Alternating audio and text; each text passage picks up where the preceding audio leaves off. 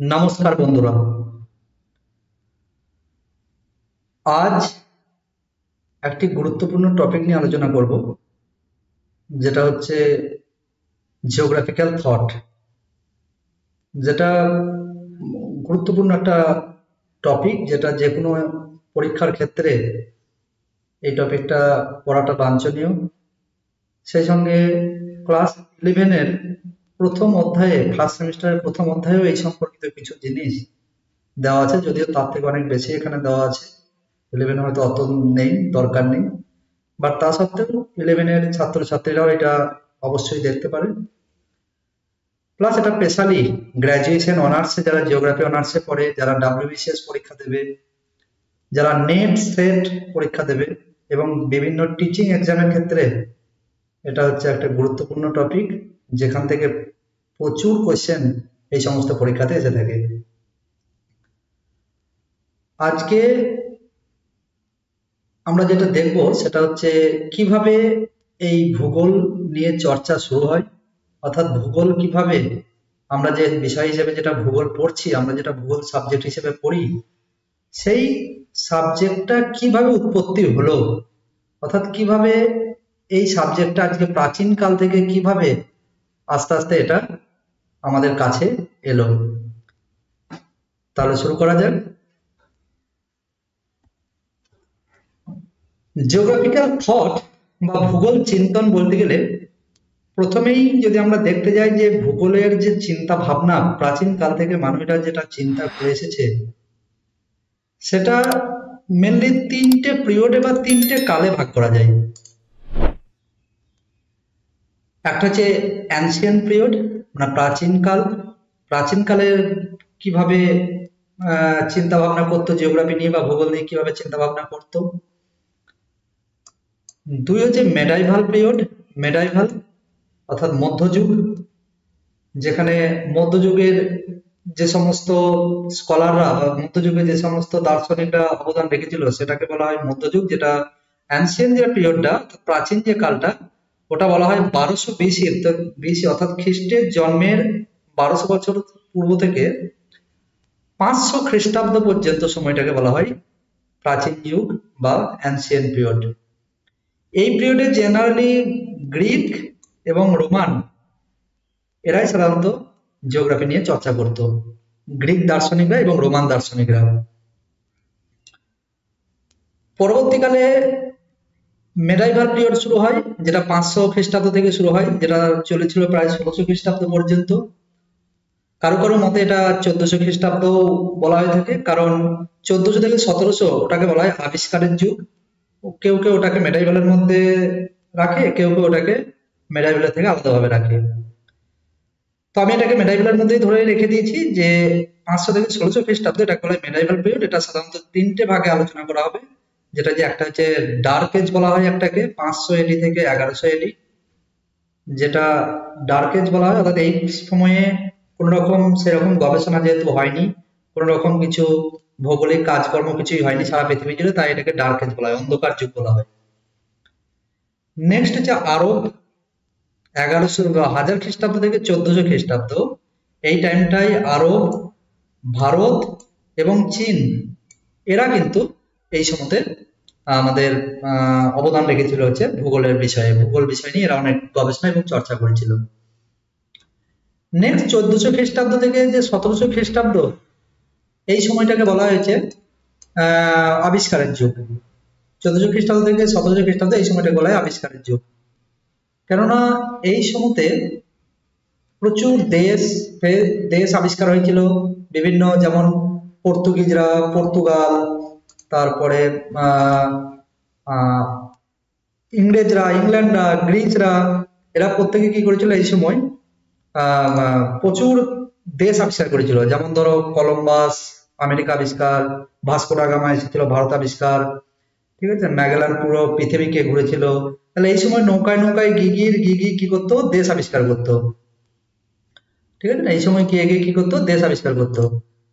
Next হচ্ছে modern পিরিয়ডে আমরা কি পড়বো, মডার্ন পিরিয়ডে আমরা পড়বো হচ্ছে 1300 যেটা 1300 খ্রিস্টাব্দ থেকে বর্তমান পর্যন্ত এটাকে বলা হয় মডার্ন পিরিয়ড। এই মডার্ন পিরিয়ডে যে সমস্ত দেশের দার্শনিকরা বড় বড় অবদান রেখেছে বা ভৌগোলিকরা বড় বড় অবদান রেখেছে তারা কারা? জার্মানি পড়বো আমরা, ফ্রান্স পড়বো আমরা, ইংল্যান্ডকে পড়তে হবে, সেই সঙ্গে আমেরিকাকে পড়তে হবে মডার্ন এজের মধ্যে, মডার্ন পিরিয়ডের মধ্যে। কিন্তু এইটা হচ্ছে পুরোটা হচ্ছে একটা ভূগোল দার্শনিক বা ভূগোল চিন্তন, পুরো এটা হচ্ছে টপিক ভূগোলের, এইটা হচ্ছে পুরো বিষয়গুলো প্রত্যেকটা দেশের এই যে এগুলো জানলে পারেই আমাদের এই টপিকটা শেষ হবে, পুরো বিষয়টা শেষ হবে। কিন্তু যেহেতু এটা একটা খুব বড় টপিক, আজকে আমরা আলোচনা করবো হচ্ছে অ্যানসিয়েন্ট পিরিয়ডের এই গ্রিক যে দার্শনিকদের অবদান, সেই গ্রিক দার্শনিকদের অবদান সম্পর্কিত আমরা আজকে আলোচনা করব। তোমরা দেখো, আমরা যে গ্রিক দার্শনিক যারা পড়বো, যা গ্রিক ভৌগোলিক যাদেরকে আমরা প্রাচীন কাল থেকে ভূগোল নিয়ে চর্চা করে আসছে, অর্থাৎ যাদের ব্যাপারে আমরা পড়বো যে তারা কিভাবে এই ভূগোলকে নিয়ে চর্চা করেছে, তাদের গ্রিক দার্শনিকদের মধ্যে উল্লেখযোগ্য কারা কারা ছিলেন? উল্লেখযোগ্য ছিলেন হচ্ছে হোমার, উল্লেখযোগ্য তারপরে ছিলেন হচ্ছে থেলেস, অ্যানাক্সিম্যান্ডার, হেকাটিয়াস, হেরোডোটাস, প্লেটো, অ্যারিস্টটল, এরাটোস্থেনিস, এরপর আমরা পড়বো হিপ্পারকাস, এবং লাস্ট 10 নম্বর আমরা পড়বো হচ্ছে পসিডোনিয়াস। হোমার হচ্ছে মোটামুটি 800 বিসিতে, অর্থাৎ খ্রিস্টের জন্মের 800 বছর আগে হোমার দুটি গুরুত্বপূর্ণ বই লিখেছিল, যেটা আমাদের লিখিত প্রমাণ হিসেবে পাওয়া যায়। এই হচ্ছে হোমার যে বই দুটো লিখেছিল, সেটা হচ্ছে ইলিয়াড ও ওডিসি। ইলিয়াড এবং ওডিসি এই বইটাতে তিনি অ্যাকচুয়ালি কি লিখেছিলেন, কি আলোচনা করেছিলেন? এই বইয়েতে তিনি ট্রয় যুদ্ধ সম্পর্কে আলোচনা করেছিলেন। তাহলে এখন মনে হতে পারে স্যার জিওগ্রাফি সম্পর্কিত কি বিষয় নিয়ে আলোচনা হলো? এর বই থেকেই জিওগ্রাফি সম্পর্কিত এইটাই আলোচনা হয়েছিল, যে এর বই থেকে আমরা জানতে পারি যে তিনি আলোচনা করেছিলেন এই বইয়ে যে ট্রয় নগরীর অবস্থান কোথায়, তার চারপাশের প্রাকৃতিক দৃশ্য কেমন ছিল। তিনি এই বইয়ে উল্লেখ করেছেন নদী, উপত্যকা, পাহাড় এবং সমুদ্রের উল্লেখ করেছিলেন তার এই বইতে। এই হোমার আর কি করেছিলেন না, হোমার 4টি বায়ু কথা বলেছিলেন, অর্থাৎ তিনি তার এই ইলিয়াড এবং ওডিসি বইতে 4 ধরনের বায়ু কথা বলেছেন। তিনি একটা নাম দিয়েছিলেন বোরাস, যেটা হচ্ছে উত্তর দিকের বাতাস বলা হয়, একটাকে বলা হয় নোটাস, যেটা দক্ষিণ দিকের বাতাস বলা হয়, একটা হচ্ছে ইউরাস, যেটা পূর্ব দিকের বাতাস, আর একটাকে বলা হয় জেফাইরাস। নেক্সট হচ্ছে হোমার আর কি অবদান দিয়েছিল? হোমার বলেছিল যে পৃথিবী এক সমতল ডিস্ক যা সমুদ্র দ্বারা পরিবেষ্টিত, আকাশ এক কঠিন অবতল গম্বুজ যা পৃথিবীর বিস্তারের সমান। অর্থাৎ তিনি বলেছিলেন যে আমাদের যে পৃথিবীটা রয়েছে, এই পৃথিবীটা সমুদ্রের উপর এইভাবে ভেসে রয়েছে, এই যে দেখছেন সমুদ্রের উপর এইভাবে ভেসে রয়েছে, এটা হচ্ছে আমাদের নাকি পৃথিবী। এটা হোমারের বক্তব্য, এটা হচ্ছে পৃথিবী যেটা সমুদ্রের মধ্যে এইভাবে ভাসছে। আর এই পৃথিবীতে একটা স্তম্ভ রয়েছে, যিনি ওই স্তম্ভটাকে তিনি যেটা বলেছেন আটলাস পর্বতটা নাকি মেঘটাকে এইভাবে ধরে রেখেছে। আর মেঘটাকে তিনি কল্পনা করেছেন কিসে জানো তো? মেঘটাকে তিনি উল্টানো কড়াইয়ের মতো তিনি কল্পনা করেছেন, উল্টানো কড়াইয়ের মতো। দেখো এই মেঘটাকে তিনি মনে করেছেন একটা উল্টানো কড়াইয়ের সঙ্গে তুলনা করেছেন। আর এটাকে একটা, যেটা আমরা মেঘ তো কিছুই নেই, মেঘ তো মহাশূন্য, বাট উনি মেঘটাকে তুলনা করেছেন একটা কঠিন বস্তু হিসেবে। দেখো এখানে লেখা আছে একটি কঠিন অবতল গম্বুজ হিসেবে তিনি মেঘটাকে কল্পনা করেছিলেন। তাহলে তুমি এখান থেকে ভাবো যে প্রাচীন দার্শনিকরা কিভাবে এই ভূগোল নিয়ে চিন্তা ভাবনা করতো। আসলে ওরা যেটা দেখতে পেত সেটাকে নিয়েই ওরা ভাবতো যে এটাই হয়তো বাস্তবে, অর্থাৎ আমরা যেটা দেখি সেটাও ওনারাও দেখেছেন, আর ওটাকে দেখেই ওনারা তাদের বইয়ে ওইভাবে লিখে গেছেন। উনি মেঘকে একটা কঠিন বস্তু হিসেবে দেখেছেন, যেটা আমরা মনে করি যে আকাশ যেমন নীল, আকাশটা পুরোটা নীল, মনে হয় যেন দেখে মনে হয় যেন ওখানে কিছু একটা কঠিন বস্তু রয়েছে, আর আকাশটা চারিদিকে যেন নেমে গেছে উল্টানো কড়াইয়ের মতো, সেভাবে তিনি ওটাকেও উল্টানো কড়াইয়ের মতো কল্পনা করেছেন। নেক্সট,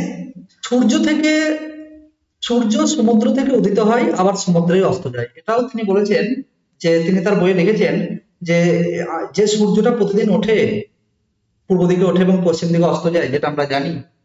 তো ওটা উনি আবার বলছেন যে এই সূর্যটাই সমুদ্র থেকেই উঠে যায়, অর্থাৎ সূর্যটা এই সমুদ্র থেকেই উঠে যায় আর সমুদ্র থেকেই আবার পরবর্তীকালে সমুদ্র থেকেই ডুবে যায়। আমরা দেখবো যে থেলিস হচ্ছে 624 থেকে 545 বিসির মধ্যে ইনি তার অবদান দিয়েছেন ভূগোল সম্পর্কিত। এখানে দেখতে পাচ্ছ যে তোমরা যে এটা এই ব্যক্তি ইনি হচ্ছেন থেলিস, বিখ্যাত একজন দার্শনিক। থেলিসের কি অবদান? তিনি প্রথম ব্যক্তি যিনি পৃথিবীর পরিমাপ শুরু করেন এবং পৃথিবীর নির্দিষ্ট স্থানে বস্তু নির্ধারণের চেষ্টা করেন। তাহলে প্রথম হচ্ছে থেলেস হচ্ছে প্রথম ব্যক্তি যিনি পৃথিবীর পরিমাপ শুরু করেছিলেন, অর্থাৎ পৃথিবীকে মাপার চেষ্টা করেছিলেন, বাট মাপতে তো ঠিকঠাক পারেননি, বাট মাপার চেষ্টা করেছিলেন এবং পৃথিবীর নির্দিষ্ট স্থানে বস্তু নির্ধারণের চেষ্টা করেন এবং পৃথিবীর কোথায় কি বস্তু রয়েছে, কেন রয়েছে সেই সম্পর্কিত তিনি নির্ধারণের চেষ্টা করতেন, যে এটা এখানেই কেন রয়েছে, এই জিনিসটা এখানেই কেন হলো, সেটা তিনি নির্ণয় করার চেষ্টা করতেন। নেক্সট হচ্ছে তিনি আর কি অবদান দিয়েছেন না, মিশরীয় পুরোহিতদের দ্বারা অনুপ্রাণিত হয়ে জ্যামিতি ও ত্রিকোণমিতির বহু সমস্যার সমাধান করেছেন। তাহলে তিনি এটাও একটা তার অবদান যে গণিতে আমরা যেটা পড়েছি, জ্যামিতি পড়ি আমরা, ত্রিকোণমিতির যে বহু সমাধান সেই সমস্যা সম্পর্কে থেলেস কিন্তু তার অবদান দিয়েছেন। আর কি অবদান দিয়েছেন? অ্যাকচুয়ালি ইনি জ্যামিতিতে প্রচুর উপপাদ্য দিয়েছেন। তার নামে 6টি জ্যামিতিক উপপাদ্য রয়েছে, থেলেসের নামে 6টি জ্যামিতিক উপপাদ্য রয়েছে। আমরা একে একে দেখি কি কি উপপাদ্য দিয়েছেন। প্রথমেই তিনি বলেছেন যে 6টা উপপাদ্য খুব বিখ্যাত উপপাদ্য। 1 নম্বর হচ্ছে একটি বৃত্ত তার ব্যাস দ্বারা দুটি সমান অংশে বিভক্ত হয়। অর্থাৎ তার বক্তব্য অনুযায়ী যদি আমরা দেখি একটা বৃত্তকে, তাহলে এই বৃত্তের এই যে একটা ব্যাস, এই যে লম্বা করে এটা যেটা ব্যাস, এই যে ব্যাসটা রয়েছে, এই ব্যাসটা বৃত্তকে দুটি সমান ভাগে ভাগ করে দেয়। এই বৃত্তকে যদি আমরা দেখি তাহলে বৃত্তকে দুটো সমান ভাগে কি করে ভাগ করে দেয়। নেক্সট দেখো, 2 মিনিট।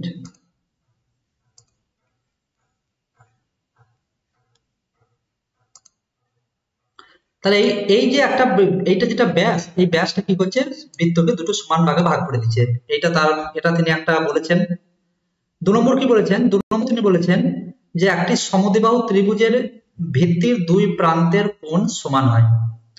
যদি একটা সমদ্বিবাহু ত্রিভুজ আঁকা হয়, যদি একটা সমদ্বিবাহু ত্রিভুজ আঁকা হয়, এখানে যদি আমরা একটা সমদ্বিবাহু ত্রিভুজ আঁকি, এখানে যদি একটা সমদ্বিবাহু ত্রিভুজ আঁকি, এখানে যদি একটা সমদ্বিবাহু ত্রিভুজ আঁকা বলে যার দুটো বাহু সমান, এই বাহুটা এখানে সমান, কারণ এই দুটো বাহু সমান।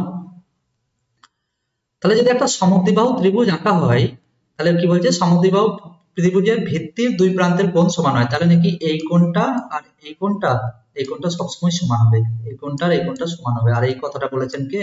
এই কথাটাই বলেছেন হচ্ছে থেলেস, যে দুটো কোণ সর্বদা সমান হবে। 3 নম্বর কি অবদান দিয়েছে তিনি জ্যামিতিতে?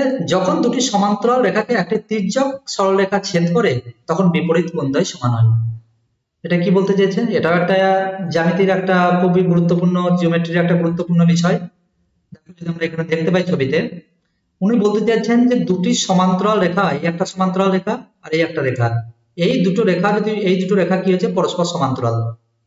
এই দুটো রেখা যদি পরস্পর সমান্তরাল থাকে আর যদি একটা অন্য একটা রেখা যদি এদেরকে স্পর্শ করে চলে যায়, তাহলে কি হবে না, তখন ওই বিপরীত কোণদ্বয়, তাহলে এই কোণটা আর এই কোণটা দুটোই একই মাপের হবে, দুটোই সমান হবে। এটাই তার হচ্ছে বক্তব্য। এই যে থিওরিটা, এই যে জ্যামিতিক যে উপপাদ্য, এটাও থেলেসেরই দেওয়া উপপাদ্য, যেটাকে আমরা ইংরেজিতে বলে থাকি করসপন্ডিং অ্যাঙ্গেল বলা হয়। এই যে দুটো অ্যাঙ্গেল, এই অ্যাঙ্গেলটাকে বলা হয় করসপন্ডিং অ্যাঙ্গেল। যাদের অঙ্ক জানা আছে, অঙ্কের সাবজেক্ট এটা পড়ানো হয়, মাধ্যমিকেও থাকে এবং যারা বিভিন্ন চাকরি পরীক্ষার জন্য খাটে তাদের এগুলা অবশ্যই জানা আছে যে দুটি পরস্পর লাইনকে যদি একটি তির্যক রেখা ছেদ করে তাহলে তাদের যে বিপরীত কোণ দেয় সেটা পরস্পর সমান হয়। নেক্সট 4 নম্বর আর কি দিয়েছে? 4 নম্বর দিয়েছে অর্ধবৃত্তের মধ্যে গঠিত কোণ একটি সমকোণ হয়। এই যে ধরো এইটা ধরো একটা অর্ধবৃত্ত, এটা ধরো একটা অর্ধবৃত্ত, যদি আমরা এই লাল পোর্শনটুকু নিই, এই যে লাল পোর্শনটুকু যদি আমরা নিই না, তাহলে এটা একটা অর্ধবৃত্ত বলতে পারবো। এই অর্ধবৃত্ততে যদি আমরা একটা সমরূপ ত্রিভুজ বলছি যে অর্ধবৃত্তের মধ্যে গঠিত কোণ সমকোণ হয়, অর্থাৎ এই অর্ধবৃত্তের মধ্যে যদি আমরা একটা কোণ টানি, অর্থাৎ এই যে দুটো এইখানে যদি দুটো রেখা এইভাবে যদি টেনে দিই, এখানে যদি দুটো রেখা এই রেখাটা দুটো যদি টেনে দিই, এই ত্রিভুজের বৃত্তের যদি উপরে এখান থেকে টাচ করে, তাহলে এটা হামেশা 90 ডিগ্রি হবে। এই যে কোণটা তৈরি হবে না, এই যে কোণটা, এই কোণটা 90 ডিগ্রি কোণ হবে, 90 ডিগ্রি, এই কোণটা 90 ডিগ্রি হবে। এটা একটা উপপাদ্য, গুরুত্বপূর্ণ থিওরি বলা যেতে পারে। নেক্সট বলেছেন 5 নম্বর কি বলেছে, যে সমরূপ ত্রিভুজের বাহুগুলোর অনুপাত সমান হয়। এটা কি বলতে চাইছে, এই যে এখানে দেখো দুটো ত্রিভুজ আছে, এই ত্রিভুজের এবি বাহু, এই যে দেখছো এবি বাহু, আর এইখানে যেটা দেখছো এই এবি বাহু, আর এইখানে যেটা দেখছো ডিই বাহু, এই যে দুটো বাহু, এই দুটো বাহু, এই ত্রিভুজটা তো ছোট, এই ত্রিভুজটা বড়, এই ত্রিভুজটা তো বড়, কিন্তু এদের যতই বড় হোক বা ছোট, এদের যে বাহুগুলোর যে অনুপাত সেটা সমান হবে। যদি কোনো ত্রিভুজের পরস্পর তিনটি কোণ যদি সমান হয়, তাহলে তাদের বাহুদ্বয়ের অনুপাতও সমান হবে, অর্থাৎ সমরূপ ত্রিভুজের বাহুদ্বয়ের অনুপাত সমান হবে। অর্থাৎ এই ত্রিভুজের এই কোণটা আর এই কোণটা সমান হবে, সমান তো হবে না, মানে অনুপাত রেশিওটা এক হবে। এই বাহুটা আর এই বাহুটার অনুপাত এক হবে। আবার যদি এই বাহুটা দেখি, এই বাহুটা আর এই বাহুটা, এই দুটো রেশিও এক হবে। দেখো AB by DE, BC by EF, AC by DF. অর্থাৎ এখানে এটাই বলার, যে ইনি এটাই ব্যাখ্যা করেছেন যে সমরূপ ত্রিভুজের যদি দুটোই একই দেখতে হয়, যদি দেখো দুটো ত্রিভুজ এখানে একই দেখতে, সমরূপ ত্রিভুজের বাহুগুলোর অনুপাতও সমান হবে। তাহলে এদের যে বাহুগুলোর বড় ছোট তো হতে পারে, বা তাদের অনুপাত সেম হবে। যদি এটা ধরো যদি আমি আরো ভালো করে বোঝাই, যে এটা যদি 2 হয়, এটা ধরো 1 হয়, আর এটা ধরো সাপোজ 3 হয় না, তাহলে এইটাও এই অনুপাতেই হবে। এটা যদি 2 হয়, তাহলে আর এটা যদি ডবল মেনে নিই, তাহলে এটা যদি 2 হয়, তাহলে এটা হবে, এই বাহুটা হবে 4, এটা 3 হলে এটা হবে ডবল, এটা 6, আর এটা 1 হলে এটাও ডবল, এটা হবে 2। দেখো এদের দেখো অনুপাত রেশিওটা দেখো সমান। এইটাই উনি তার থেলেস কি করেছেন, ব্যাখ্যা করেছেন। নেক্সট তিনি আর কি ব্যাখ্যা দিয়েছে, যদি দুটি ত্রিভুজের দুটি কোণ ও একটি বাহু যথাক্রমে সমান হয়, তবে তারা অভেদ্য হবে। এটা কি বলতে চাইলো, যদি দুটি ত্রিভুজের দুটি কোণ, এই দেখো এই কোণটা, এই যে কোণটা আমি দেখো এখানে যেখানে কার্সারটা রেখেছি, এই যে কোণটা 60 ডিগ্রি, আর এই যে কোণটা, এই কোণটা, দুটি ত্রিভুজের দুটি কোণ ও একটি বাহু যথাক্রমে সমান হয়, তবে তারা অভেদ্য হবে, কনগ্রুয়েন্ট বলা হয়। এটা দুটি বাহু একটা কোণ হলেও হবে, আবার দুটো কোণ একটা বাহু হলেও হবে। যদি দুটো কোণ, এই একটা কোণ, এই কোণটাও ধরো সাপোজ এই কোণটা আর এই কোণটা ধরো সমান হলো, এই কোণটার এই ত্রিভুজের এই কোণটা, এই ত্রিভুজের এই কোণটা, আর এটা ধরো সাপোজ ধরো এটা মেনে নিলাম যে 50 ডিগ্রি, এটা ধরো 50 ডিগ্রি, আর এটাও ধরো 50 ডিগ্রি, এটা ধরো 50 ডিগ্রি সাপোজ। তাহলে এইটাও 60 ডিগ্রি, এখানে এটাও 60 ডিগ্রি, এটাও 50 ডিগ্রি, এটাও 50 ডিগ্রি। আবার দেখো এইখানে এ বলছে এই বাহুটার দৈর্ঘ্য 4, এটাও বলছে বাহুটার দৈর্ঘ্য নাকি 4, এদের দুজনের মাঝে যে বাহুটার দৈর্ঘ্য 4, 50 আর 40 এর মাঝে, 60 এর মাঝে এটা 4, এও বলছে 50 আর 60 এর মাঝে এই বাহুটার দৈর্ঘ্য 4। তাহলে এই যে দুটো ত্রিভুজ, অর্থাৎ ত্রিভুজ এবিসি আর ত্রিভুজ পিকিউআর, এই দুটো বাহু কি হবে, এই দুটো ত্রিভুজ কি হবে, এরা হবে কনগ্রুয়েন্ট হবে। কনগ্রুয়েন্ট বলা হয় এদের বলা হয় কনগ্রুয়েন্ট, অর্থাৎ একই। অতএব এদের সমস্ত বাহুগুলারই দৈর্ঘ্যটা সমান হয়ে যাবে। অর্থাৎ এই যে কনসেপ্ট, কনগ্রুয়েন্টের যে কনসেপ্ট, এটা হচ্ছে থ্যালেসি প্রথম দিয়েছিলেন গ্রিক দার্শনিক হিসেবে। তার মানে ভাবো আজ থেকে কত বছর পুরানো এই কনসেপ্ট চলে এসেছে, খ্রিস্টের জন্মের 600 বছর আগে। নেক্সট চলো, নেক্সট দেখো থ্যালেস আর কি করেছে। থ্যালেসের দৃষ্টিভঙ্গি অনুযায়ী earth as a disc floating on water, তিনি অর্থাৎ পৃথিবীকে একটি ভাসমান হিসেবে তুলনা করেছেন, যেটা একটু আগেই দেখলাম। অর্থাৎ ইনিও কি করেছেন, পৃথিবীকে একটা ভাসমান ডিস্ক হিসেবে তুলনা করেছেন, অর্থাৎ একটা থালার সঙ্গে তুলনা করেছেন, ভাসমান থালা। সেই থালাটা কি করছে, কারণ আমরা পৃথিবী যে গোল, এটা এদের মাথাতে আসেইনি তখন। কারণ আমরা যেমন দেখতে পাই, আমরা যেমন দেখি যে আমাদের সামনে সব সমান দেখি, কিন্তু অ্যাকচুয়ালি পৃথিবী তো রাউন্ড, কিন্তু আমরা সেটা বুঝতে পারি না, কারণ পৃথিবী এত বড় যে আমরা বুঝতে পারি না। তো আমরা সব কি সমান দেখি, তো ওনারাও কি করেছেন, ওনারাও এই পৃথিবীকে একটা থালার সঙ্গে তুলনা করেছেন। ওনারা মনে করেছেন সবটাই হয়তো এরকম সমান, এরকম ভাবে সবটাই সমান। আর ওনারা এটা বলেছেন যে এই এই এই পৃথিবী যেটা ওনারা বাস করেন বা আমরা যেটা বাস করি, তার চারিদিকে শুধু জল আর জল, অর্থাৎ চারিদিকে সমুদ্র, আর এই থালাটা, এই ডিশটা থালা যেন সমুদ্রের মধ্যে ভাসছে, জলের মধ্যে ভাসছে। এটাই ছিল তাদের কনসেপ্ট প্রথম দিকে। তার মানে ভাবো প্রথম দিকে কি ধরনের কনসেপ্ট ছিল জিওগ্রাফি নিয়ে। এটাই আস্তে আস্তে পরবর্তীকালে আজকে ডেভেলপমেন্ট হবে। ইনি আর কি বলেছিলেন, water as a essence of all matter, অর্থাৎ জলই সমস্ত পদার্থের মূল উপাদান। অর্থাৎ তিনি বলতে চেয়েছিলেন যে, তিনি এটা একটা বক্তব্য যে জল রয়েছে, এই জলটাই হচ্ছে সমস্ত পদার্থের মূল উপাদান। ঠিক আছে, নেক্সট চলো। নেক্সট আমরা দেখি যে তিনি খ্রিস্টপূর্ব 585 সালের 28শে মে একটি সূর্যগ্রহণের পূর্বাভাস দিয়েছিলেন, যা ইতিহাসে বিজ্ঞানের সূচনাবিন্দু হিসেবে বিবেচিত হয়। অর্থাৎ সূর্যগ্রহণ যে ঘটে, সূর্যগ্রহণ যে হয়, সেই সম্পর্কিত যে একটা পূর্বাভাস, সেই সূর্যগ্রহণের পূর্বাভাস সম্পর্কিত একটি মতবাদ দিয়েছিলেন হচ্ছে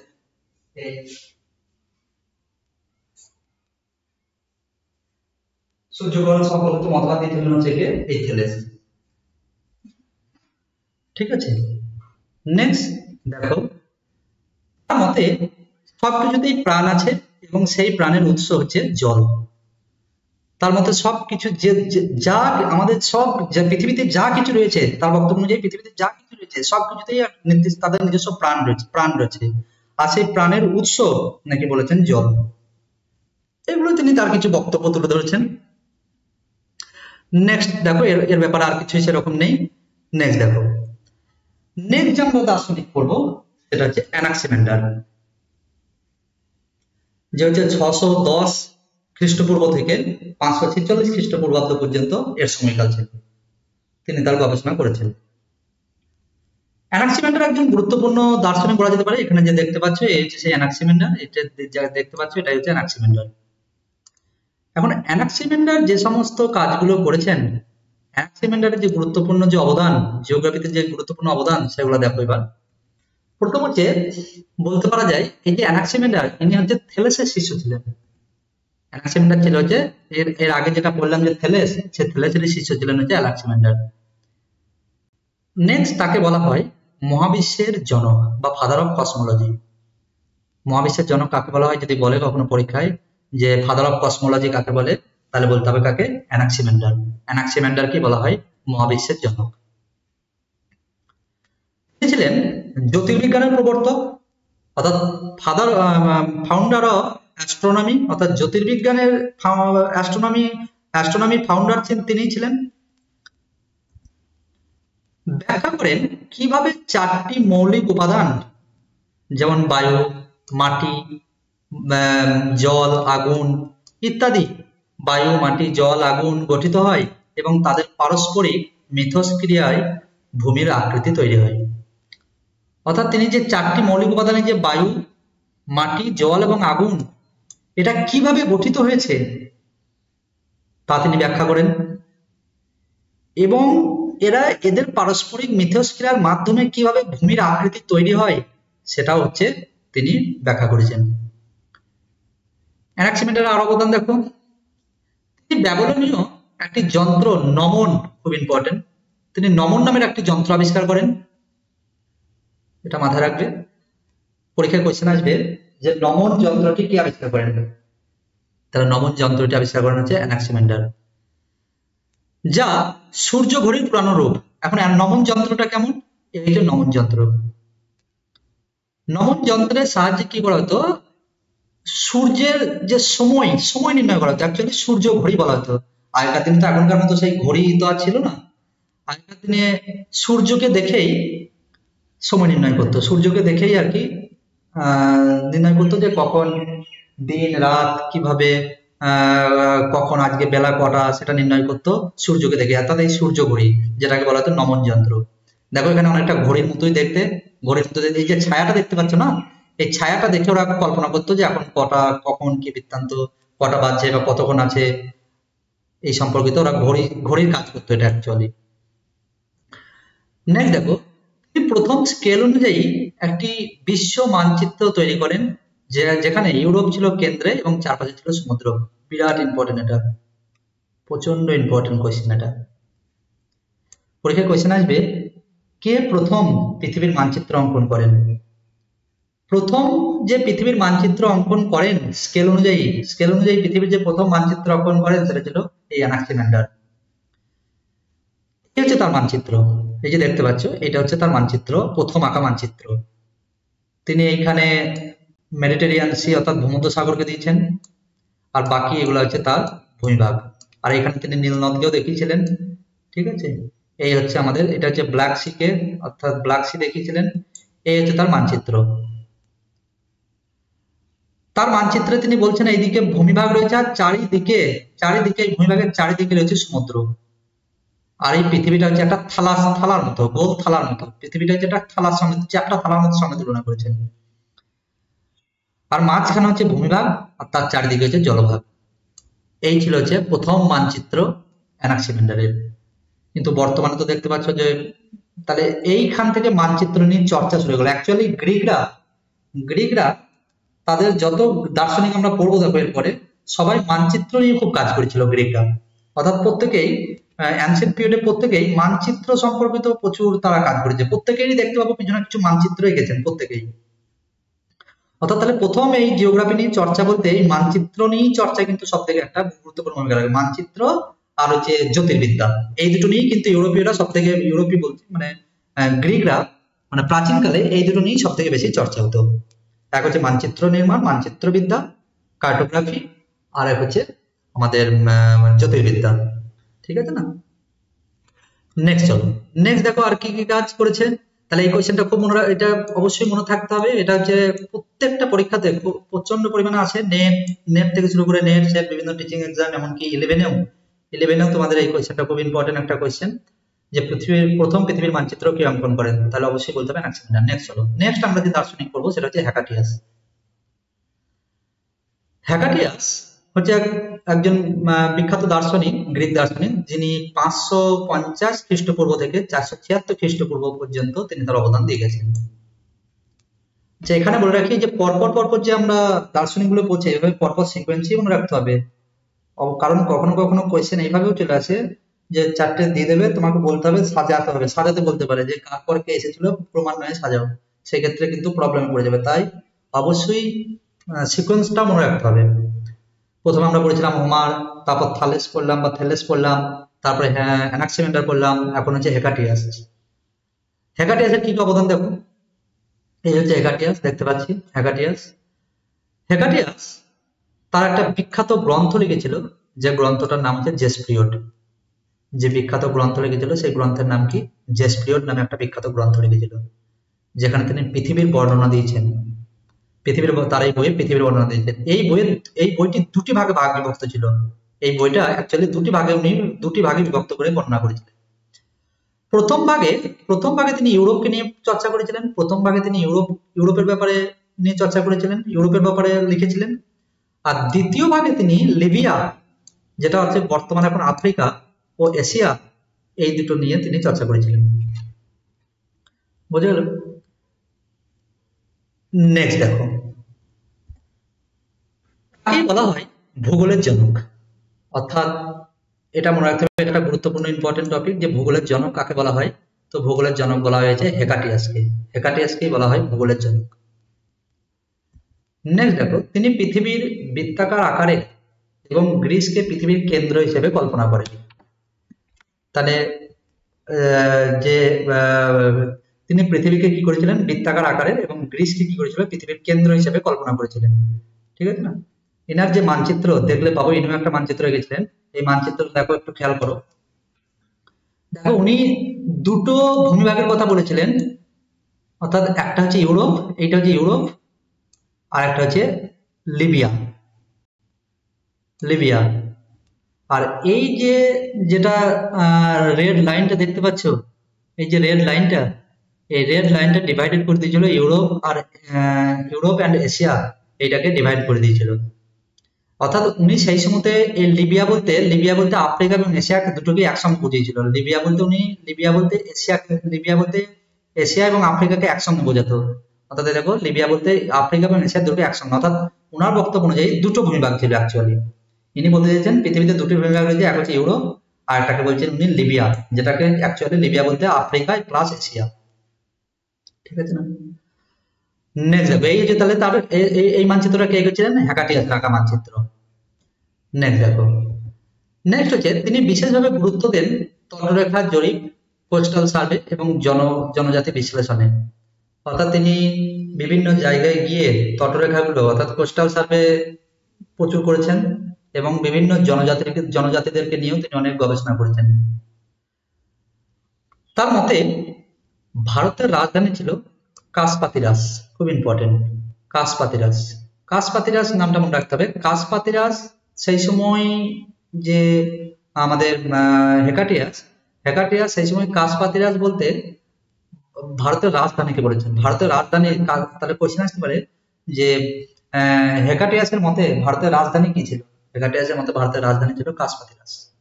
সেখানে গান্ধারী জনজাতিরা বসবাস করতো। এনার বক্তব্য অনুযায়ী নাকি এই কাসপাতিরাস যে রাজধানী ছিল ভারতের, এখানে যে গান্ধারী উপজাতি যারা ছিল সেই গান্ধারী উপজাতিরা বসবাস করতো। নেক্সট হচ্ছে ভূগোল অধ্যয়নের জন্য তিনি দুটি পদ্ধতির কথা বলেন, এটাও খুব ইম্পর্টেন্ট। ভূগোল অধ্যয়নের জন্য দুটি পদ্ধতির কথা বলেন, এক হচ্ছে নোমোথেটিক অ্যাপ্রোচ যেটা হচ্ছে নিয়ম ভিত্তিক বিশ্লেষণ, আর হচ্ছে ইডিওগ্রাফিক অ্যাপ্রোচ যেটা বর্ণনামূলক ও পর্যবেক্ষণ বিশ্লেষণ।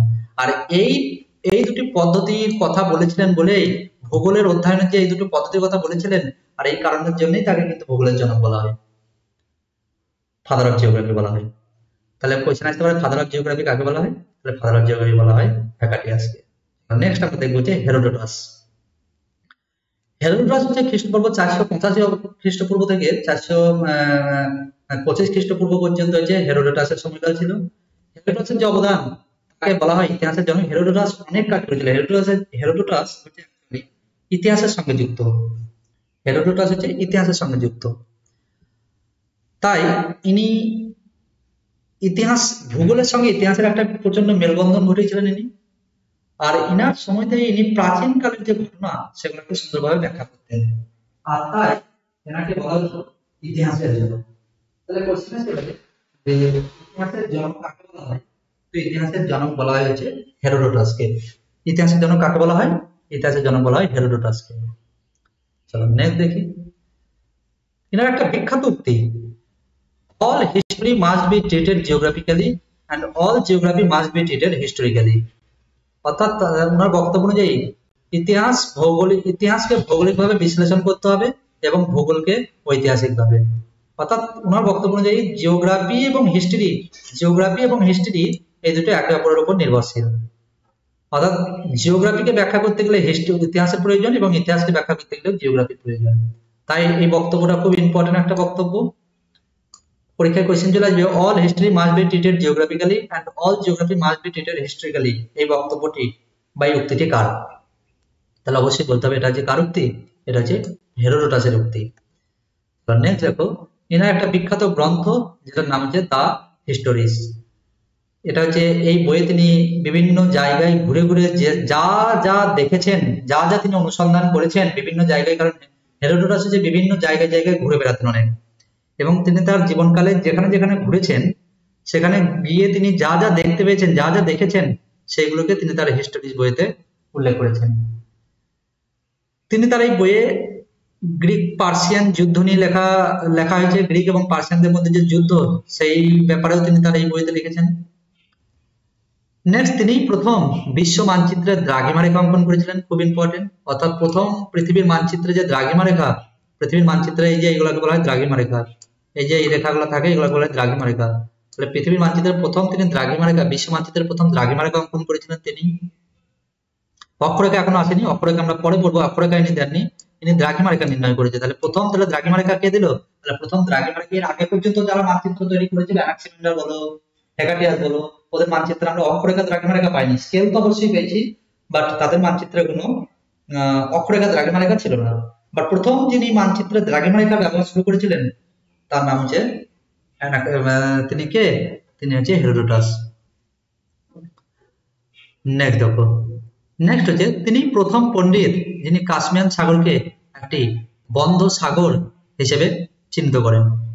যদি এই মানচিত্রে তোমরা দেখতে পাও এইখানে একটা আছে কাস্পিয়ান সাগর, কাস্পিয়ান সাগর, অর্থাৎ তিনি তার মানচিত্রে যে কাস্পিয়ান সাগর, এই কাস্পিয়ান সাগরকে উনি কি করেছেন একটা বদ্ধ সাগর হিসেবে সঙ্গে তুলনা করেছেন, এটাকে উনি সাগরের সঙ্গে তুলনা করেছেন, কাস্পিয়ান সাগরকে তিনি একটা বদ্ধ সাগরের সঙ্গে তুলনা করেছিলেন। নেক্সট দেখো, নেক্সট হচ্ছে তিনি পৃথিবীকে 3টি মহাদেশে ভাগ করেন, একটা হচ্ছে ইউরোপ, একটা হচ্ছে লিবিয়া, একটা হচ্ছে এশিয়া। তাহলে এটাও খুব ইম্পর্টেন্ট একটা বিষয়। তাহলে এর আগে পর্যন্ত আমরা দেখলাম যে প্রথম যখন অ্যানাক্সিমেন্টার যে মানচিত্র এঁকেছিল ওখানে তো উনি একটাই মহাদেশের কথা বলেছিলেন, সেইভাবে কিছু ছিল না, একটাই মহাদেশ আর তার চারদিকে নাকি জলভাগ, এটার কথা বলেছিল। পরে আমরা যখন হেকাটিয়াসের আমরা বললাম, হেকাটিয়াসকে দেখতে পেলাম যে উনি দুটো মহাদেশের কথা বলেছিলেন, একটা ইউরোপ আর একটা ছিল লিবিয়া, যেটা লিবিয়াটাই উনি বুঝিয়েছেন আফ্রিকা প্লাস এশিয়া। কিন্তু যিনি 3টি মহাদেশের কথা বলেছেন না, এটাই বলছেন যে 3টি মহাদেশের কথা বলেছেন, অর্থাৎ ইউরোপ, লিবিয়াটাকে উনি আফ্রিকা বলেছেন, আর এশিয়াকে আলাদাভাবে উনি ব্যাখ্যা করেছেন, এশিয়া আলাদা করে দিয়েছেন, লিবিয়া থেকে আলাদা করেছেন এশিয়াকে। অর্থাৎ ইনি 3টি মহাদেশের কথা বলেছেন। দেখো ইউরোপ, এটাকে উনি বলেছেন লিবিয়া যেটা বর্তমানে এখন আফ্রিকা, আর এটা হচ্ছে এশিয়া যেটা আমাদের বর্তমানে এশিয়া মহাদেশ। তাহলে এই যে মানচিত্র এটা দেখতে পাচ্ছ, এই মানচিত্রটাই হচ্ছে হেরোডোটাসের আঁকা মানচিত্র, ঠিক আছে না? তাহলে কোয়েশ্চেন যদি আসে যে পৃথিবীকে 3টি মহাদেশ অর্থাৎ ইউরোপ, লিবিয়া এবং এশিয়া মহাদেশে কে ভাগ করেছেন, পৃথিবীকে ইউরোপ, এশিয়া, লিবিয়া এবং এশিয়া মহাদেশে কে ভাগ করেছেন, তাহলে অবশ্যই অ্যান্সার হয়ে যাবে কে, হেরোডোটাস। নেক্সট চলো, তিনি বলেন Egypt is a gift of the Nile, অর্থাৎ ইনি নীল নদকে ব্যাখ্যা করেছেন, নীল নদের কথা তিনি দেখতে পেয়েছেন, তিনি নীল নদের তার বইতে হিস্টোরি যে বইটা, তার বইয়ে নীল নদের কথা বলেছেন। এই যে এটা দেখতে পাচ্ছ, এটা যে নীল নদ রেখেছেন, এবং তিনি বলেছেন এই নীল নদটা নাকি মিশরকে এই নীল নদটা আছে বলে মিশর আজকে এত সমৃদ্ধ। অর্থাৎ তিনি মিশর নীল নদের উপহার হিসেবে তিনি মিশর যেটা রয়েছে সেটা নাকি নীল নদের দান বলেছেন, মিশরকে নীল নদের দান বলেছেন। Egypt is a gift of the Nile, ঠিক আছে না? অর্থাৎ মিশরকে তাহলে নীল নদের দান, এটাও খুব ইম্পর্টেন্ট যে বলবে মিশরকে কে নীল নদের দান বলেছেন, তাহলে মিশরকে নীল নদের দান বলেছিলেন কে, হেরোডোটাস। চলো নেক্সট, অবদান ছিল হিস্টোরিক্যাল, রিজিওনাল, ফিজিক্যাল এবং হিউম্যান জিওগ্রাফিতে। তাহলে তার অবদান ছিল কিসে কিসে, হিস্টোরিক্যাল জিওগ্রাফিতে তার অবদান ছিল, রিজিওনাল জিওগ্রাফিতে তার অবদান ছিল, ফিজিক্যাল জিওগ্রাফিতে তার অবদান ছিল, এবং হিউম্যান জিওগ্রাফিতেও কিন্তু আমরা দেখতে পাই হেরোডোটাসের অবদান। তিনি গ্রিকদের অজানা জাতিগোষ্ঠীর সংস্কৃতি, আচার ও জীবনধারা বিশদভাবে বর্ণনা করেন, কারণ ইনি আগেই বললাম যে হিউম্যান জিওগ্রাফি নিয়েও গবেষণা করেছেন, অনেক মানবীয় ভূগোল যেটা মানবীয় ভূগোল নিয়েও করেছেন। তাহলে তিনি গ্রিকদের অজানা জাতিগোষ্ঠীর যেসব জাতিগোষ্ঠী সম্পর্কে কেউ জানতো না সেই সব জাতিগোষ্ঠীরও ইনি, কারণ ইনি আগেই বললাম যে ইনি ঘুরে ঘুরে দেখতেন, সব জায়গা খালি ঘুরে ঘুরে যেতেন, এবং উনি যা দেখতে পেতেন তিনি তার সবকিছু তার ওই দা হিস্ট্রি যে বইটা লিখেছেন উনি, সেই বইতে তিনি লিপিবদ্ধ করেছেন।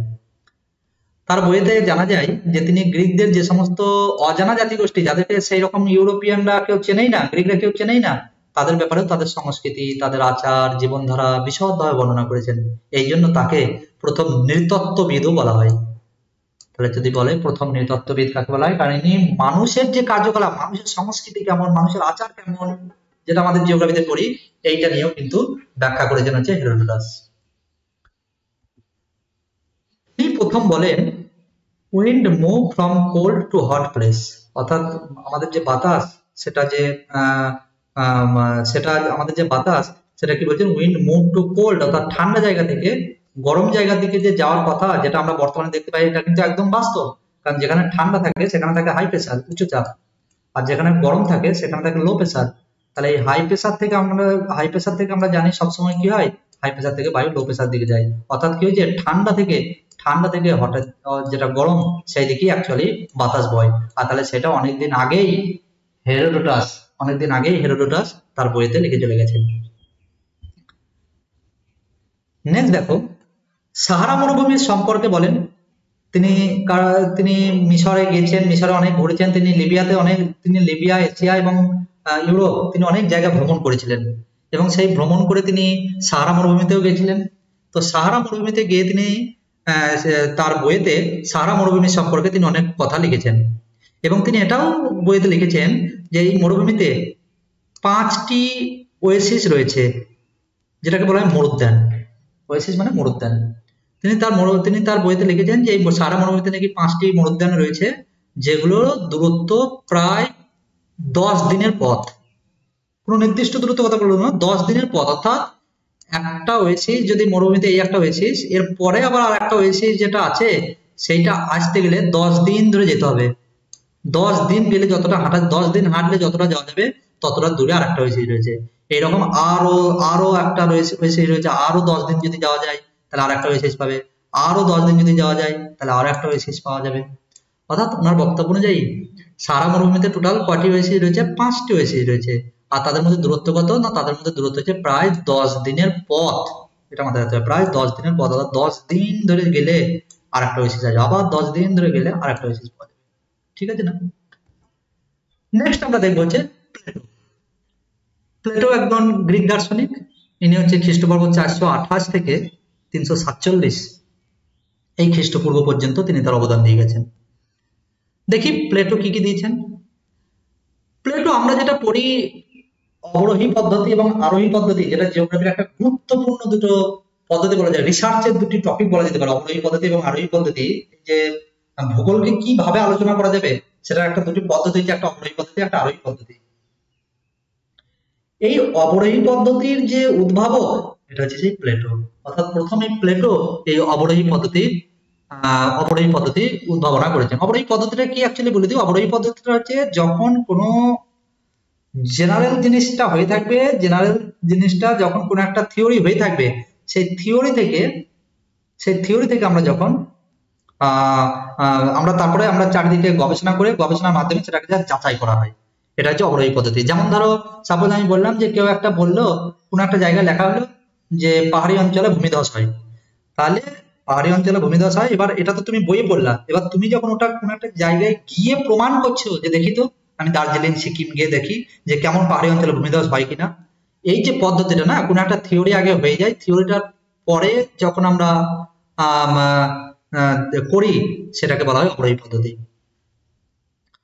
নেক্সট হচ্ছে তাহলে অবরোহী পদ্ধতির ধারণাকে দিয়েছেন প্লেটোই দিয়েছেন। অবরোহী পদ্ধতির ধারণাকে দিয়েছেন প্লেটো। তিনি প্রথম পণ্ডিত যিনি পৃথিবীকে গোলাকার এবং বিশ্ব ব্রহ্মাণ্ডের কেন্দ্রে অবস্থিত বলে ধারণা দেন। নেক্সট চলো, নেক্সট হচ্ছে তিনি বলেন barren land like skeleton of sick man, অর্থাৎ বাঁজা জমি অসুস্থ মানুষের কঙ্কালের মতো। অর্থাৎ তিনি বলেছেন যে ব্যারেন ল্যান্ড মানে যে জমিতে কোনো চাষবাস হয় না, যে জমিতে কোনো কাজ নেই, যেটা বাঁজা জমি বলছে, সেই বাঁজা জমি অসুস্থ মানুষের কঙ্কালের সঙ্গে তুলনা করেছেন। সেই জমির কোনো উপকার হয় না, অর্থাৎ ভূমির উর্বরতা নষ্ট হলে তা প্রাণহীন এবং শুষ্ক কাঠামোতে পরিণত হয়। যদি কোনো একটা জায়গার ভূমির উর্বরতা নষ্ট হয়ে যায় তাহলে সেটা একটা প্রাণহীন শুষ্ক কাঠামোতে পরিণত হয়ে যায়। নেক্সট চলো, মতে ম্যান ইজ অ্যাক্টিভ এজেন্ট। মতে ম্যান হচ্ছে কি? ম্যান হচ্ছে একটা active agent who has ability to change the face of earth. এটা তার বক্তব্য যে অর্থাৎ এটা বলতে চাইছেন উনি যে মানুষ হচ্ছে একটা গুরুত্বপূর্ণ এজেন্ট বলা যেতে পারে যে আর্থ বা পৃথিবীকে পরিবর্তন করার জন্য। অর্থাৎ উনি বলতে চাইলেন যে মানুষই হচ্ছে উনি, তাহলে এখানে কি এই কথার মাধ্যমে উনি বলতে চাইলেন যে প্রকৃতির থেকে মানুষই বড়। অর্থাৎ পরবর্তীকালে আমরা যেটা পড়বো পসিবিলিজম, ডিটারমিনিজম যে ধারণাগুলো রয়েছে, সম্ভাবনাবাদ, নিয়ন্ত্রণবাদ, তো তার মধ্যে যখন আমরা পরবর্তীকালে পড়বো তখন আরো ভালো করে ওগুলো বুঝতে পারা যাবে। তো পসিবিলিজম, এই যে ধারণা, পসিবিলিজম মানে হচ্ছে যখন মানুষ প্রকৃতিকে নিয়ন্ত্রণ করে, যখন মানুষ যখন প্রকৃতিকে নিয়ন্ত্রণ করে, যখন প্রকৃতিকে মানুষ নিয়ন্ত্রণ করে তখন তাকে বলে পসিবিলিজম। আর এই যে কথাটার মাধ্যমে তেনার এই বক্তব্যটাই ফুটে ওঠে যে মানুষই হচ্ছে হেড, মানুষই হচ্ছে প্রধান। যখন মানুষকে প্রধান হিসেবে দেখা হয় তখন তাকে বলে পসিবিলিজম, আর যখন প্রকৃতিকে প্রধান হিসেবে দেখা হয় তখন তাকে বলে ডিটারমিনিজম, নিয়ন্ত্রণবাদ। কিন্তু এখানে উনি কি করেছেন? মানুষকে প্রধান হিসেবে দেখেছেন। তাহলে তিনি পসিবিলিজম শব্দটা তো ব্যবহার করেননি, বাট ওনার যে বক্তব্যটা দেখেই বোঝা যাচ্ছে যে উনি অ্যাকচুয়ালি পসিবিলিজম ধারার সঙ্গে সামঞ্জস্যপূর্ণ ছিল। ঠিক আছে, চলো নেক্সট দেখো। নেক্সট হচ্ছে অ্যারিস্টটল। অ্যারিস্টটলের সম্পর্কে এবার আমরা দেখি। অ্যারিস্টটল হচ্ছে খ্রিস্টপূর্ব 384 খ্রিস্টপূর্ব থেকে 322 খ্রিস্টপূর্ব পর্যন্ত, এই সময়টা হচ্ছে অ্যারিস্টটলের সময়। অ্যারিস্টটল হচ্ছে খুব গুরুত্বপূর্ণ একজন দার্শনিক বলা যেতে পারে, এনার অনেক অবদান রয়েছে জিওগ্রাফিতে। দেখো আরোহী পদ্ধতি তাহলে একটু আগেই দেখলাম যে অবরোহী পদ্ধতি ছিল, সেই এবার আরোহী পদ্ধতির দেখো একটু আগে দেখলাম কি অবরোহী পদ্ধতি, এই যে একটু আগেই বললাম যেটা বলে ইংরেজি বলে ডিডাকটিভ মেথড, যেটা অবরোহী পদ্ধতি ছিল, ঠিক আছে না, এটা হচ্ছে প্লেটোর পরে আবার অ্যারিস্টটল যখন এসছে ইনি আবার কি দিয়েছেন আরোহী পদ্ধতি, ইন্ডাকটিভ। এই দুটো আমি একটু আগে বললাম না, দুটো পদ্ধতি অবরোহী পদ্ধতি এবং আরোহী পদ্ধতি খুবই ইম্পর্টেন্ট, একটা দুটো গুরুত্বপূর্ণ পদ্ধতি যেটা জিওগ্রাফি আলোচনার ক্ষেত্রে। আরোহী পদ্ধতিতে অ্যাকচুয়ালি বলা হয় যাও ঘোরো দেখো তারপর সেটা লেখো, অর্থাৎ তুমি যাও বিভিন্ন জায়গায় ঘোরো, তারপরে সেখানে গিয়ে যা যা দেখতে পাচ্ছ তার সম্পর্কে, অর্থাৎ আগে আগে আগে ঘুরে এসে পরে থিওরি জেনারেলাইজ করা। আমি দেখলাম, ধরো আমি সাপোজ একটা উদাহরণ দিয়ে বলতে পারি আরোহী পদ্ধতিটা কিরকম, আরোহী যুক্তিটা। ধরো আমি বললাম যে প্রথমে আমি দেখলাম যে এখানে একটা হিমালয় পর্বত রয়েছে, হিমালয় পর্বতে ভূমিধস হয়েছে, হিমালয় পর্বতে দেখলাম ভূমিধস হয়েছে। তারপরে কোনোদিন আমি একদিন আন্দিজ পর্বতে ঘুরে এলাম, আন্দিজ পর্বতে গিয়ে দেখছি ভূমিধস হয়েছে সেখানে। তারপর আমি আবার কোনো একদিন গেলাম যে রকি পর্বতে দেখছি সেখানে ভূমিধস হয়েছে। অতএব আমি সব যে পর্বতগুলোতে ঘুরে ঘুরে দেখে এলাম ভূমিধস হয়েছে, অতএব আমি এখান থেকে সিদ্ধান্তে চলে এলাম। এবার কি সিদ্ধান্ত এলাম না, সেখান থেকে সিদ্ধান্ত এলাম যে পার্বত্য অঞ্চলে ভূমিধস হয়, পার্বত্য অঞ্চলে ভূমিধস হয়। তাহলে এই যে পদ্ধতি এটা হচ্ছে আরোহী পদ্ধতি, এটা হচ্ছে অবরোহী পদ্ধতি ঠিক উল্টো। কিন্তু অবরোহীতে কি বলেছিল, অবরোহীতে বলেছিল আগেই থিওরি দিয়ে দেওয়া হয়ে গিয়েছিল, আগেই থিওরি দেওয়া ছিল যে আগেই থিওরি দিয়েছিল পার্বত্য অঞ্চলে ভূমিধস হয়। এবার ওইটা যাচাই করার জন্য সে এবার চারিদিক সব জায়গায় জায়গায় গিয়ে ঘুরে ঘুরে দেখাচ্ছে যে আচ্ছা দেখি তো পার্বত্য অঞ্চলে ভূমিধস হয় কিনা, পার্বত্য অঞ্চলে ভূমিধস হয় কিনা। তাহলে এইটাকে বলছে কি, এটা হচ্ছে অবরোহী পদ্ধতি। আর এই যে পদ্ধতি আগে ঘোরো যাও ঘোরো তারপরে যখন জেনারেলাইজে আসা সেটা বলা হয় আরোহী পদ্ধতি, ঠিক আছে না, এটা বলা হয় ইন্ডাকটিভ রিজনিং। নেক্সট দেখো, এই অ্যারিস্টটল প্লেটোরই শিষ্য ছিলেন, অর্থাৎ যে একটু আগে দেখলাম যে অবরোহী পদ্ধতি দিয়েছিল, তাহলে অবরোহী পদ্ধতি দিয়েছিল হচ্ছে প্লেটো, আর আরোহী পদ্ধতি দুটোই মনে রাখতে হবে কিন্তু, যে অবরোহী পদ্ধতি দিয়েছিল হচ্ছে প্লেটো এবং আরোহী পদ্ধতির উদ্ভাবক হচ্ছেন কে, অ্যারিস্টটল। আর এই যে অ্যারিস্টটল পড়ছি, এই অ্যারিস্টটল অ্যাকচুয়ালি প্লেটোরই শিষ্য ছিল, সেই প্লেটোরই শিষ্য ছিল হচ্ছে কে, অ্যারিস্টটল। তিনি গোলাকার পৃথিবীর ধারণা ও মাধ্যাকর্ষণ তত্ত্ব গ্রহণ করেন, অর্থাৎ তিনি যে পৃথিবীর যে একটা টান আছে, মাধ্যাকর্ষণ তত্ত্ব আছে, মাধ্যাকর্ষণের যে একটা থিওরি দেওয়া হয়েছিল, মাধ্যাকর্ষণের যে তত্ত্ব বা গোলাকার পৃথিবীর যে ধারণা, এটাকে তিনি মেনে নিয়েছিলেন, মানে এটাকে তিনি গ্রহণ করেছিলেন যে হওয়ার সম্ভাবনা রয়েছে, হ্যাঁ এটাকে তিনি গ্রহণ করেছিলেন, ঠিক আছে না, অর্থাৎ গোলাকার পৃথিবীর ধারণা এবং মাধ্যাকর্ষণের যে তত্ত্ব ওটাকে তিনি কি করেছিলেন, অ্যাকসেপ্ট করেছিলেন, এক কথায় অ্যাকসেপ্ট করেছিলেন। নেক্সট হচ্ছে তার মতে পৃথিবীর অক্ষাংশ অনুযায়ী মানুষের বাসস্থান ও জীবনধারা পরিবর্তিত হয়। মানুষের যে বাসস্থান, তিনি অ্যারিস্টটল কি বলেছেন, যদি আমরা অক্ষাংশ অনুযায়ী দেখা যায়, পৃথিবীর যে অক্ষাংশ অনুযায়ী যে মানুষের বাসস্থান ও জীবনধারা সেটা পরিবর্তন হয়। যদি পৃথিবীতে দেখা যায়, এই যদি একটা পৃথিবী হয়, এই পৃথিবীর এটা নিরক্ষরেখা, এই নিরক্ষরেখা থেকে যত আমরা উত্তর দিকে যাব বা যত আমরা এদিকে দক্ষিণ দিকে আসবো, তত মানুষের যে জীবনধারা সব জায়গায় জায়গায় চেঞ্জ হয়ে যাবে। মানুষের যে জীবনধারা এক এক জায়গায় এক এক রকম, এখানে একরকম মানুষের জীবনধারা, এখানে একরকম মানুষের জীবনধারা, এখানে একরকম মানুষের জীবনধারা, অর্থাৎ অক্ষাংশ অনুযায়ী কি হবে, মানুষের বাসস্থান এবং জীবনধারা পরিবর্তিত হয়। নেক্সট কি বলছে, বিষুব রেখা অঞ্চলকে তিনি বলেন তীব্র উষ্ণ অঞ্চল বা টরিড জোন বলা হয়। বিষুব রেখাকে তিনি তীব্র উষ্ণ অঞ্চল বলেছেন, বিষুব রেখা মানে যেটা নিরক্ষরেখা, নিরক্ষীয় অঞ্চলটাকে তিনি তীব্র উষ্ণ অঞ্চল বলেছেন, যেটাকে টরিড জোন বলেছেন, যেখানে মানুষের বসবাস করা কঠিন, অর্থাৎ তিনি বলেছেন এখানে নাকি মানুষ বসবাসই করতে পারবে না। ঠিক যেমন মেরু অঞ্চলেও পোলার রিজনেও মানুষের বসবাস সীমিত। তাহলে ইনি বলতে চাইছেন যে নিরক্ষীয় অঞ্চল অর্থাৎ টরিড জোন, যেটা তীব্র উষ্ণ অঞ্চল, এখানে যেমন মানুষের বাসস্থানের জন্য অনুপযোগী, এখানে যেমন মানুষ বসবাস করতে পারবে না, তেমন এই যে মেরু অঞ্চল, এই মেরু অঞ্চলেও মানুষ বসবাস করতে পারবে না, এখানেও মানুষের বাসস্থানের জন্য অনুপযোগী, ঠিক আছে। নেক্সট হচ্ছে একটা বিখ্যাত গ্রন্থ লিখেছিলেন, খুব ইম্পর্টেন্ট একটা গ্রন্থ, যেটা হচ্ছে মেট্রোলজিকা, ঠিক আছে। এই বইতে তিনি জোয়ার ভাটার যে উৎপত্তি, কিভাবে জোয়ার ভাটা হয়, আবহাওয়া, বায়ু প্রবাহ, ভূমিকম্প ইত্যাদি প্রাকৃতিক ঘটনার সম্পর্কে ব্যাখ্যা দেন হচ্ছে তার এই গ্রন্থে, মেট্রোলজিকা গ্রন্থে তিনি জোয়ার ভাটার উৎপত্তি, বিভিন্ন যে আবহাওয়া, বায়ু প্রবাহ, ভূমিকম্প ইত্যাদি নিয়ে কিন্তু তিনি তার বইয়ে লিখেছেন। তাহলে এই বইটা খুব ইম্পর্টেন্ট একটা বই। কোয়েশ্চেন আসবে যে মেট্রোলজিকা বইটি কার লেখা, অ্যারিস্টটলের লেখা মেট্রোলজিকা। নেক্সট এবার আমরা দেখবো হচ্ছে এরাটোস্থেনিসের ক্ষেত্রে দেখো, এরাটোস্থেনিসের কি অবদান, ইনি একজন গুরুত্বপূর্ণ দার্শনিক ছিলেন গ্রিক পিরিয়ডে, এবং ইনার ভূগোলে প্রচুর অবদান রয়েছে, অনেক অবদান রয়েছে। সবাই ভালো করে দেখো। তিনি হচ্ছে প্রথম ভূগোলবিদ যিনি পৃথিবীর পরিধি গণনা করেছিলেন। অর্থাৎ এরাটোস্থেনিস হচ্ছে সেই একজন ভৌগোলিক যিনি গোটা পৃথিবীর যে পরিধি না, এই পরিধি প্রথম পরিমাপ করেছিলেন ইনি, অর্থাৎ যেটা নিরক্ষরেখার দৈর্ঘ্য ইনি পরিমাপ করেছিলেন। এবং শুধু তাই নয়, এবং শুধুমাত্র ইনি সঠিকভাবে করেছিলেন সেটা।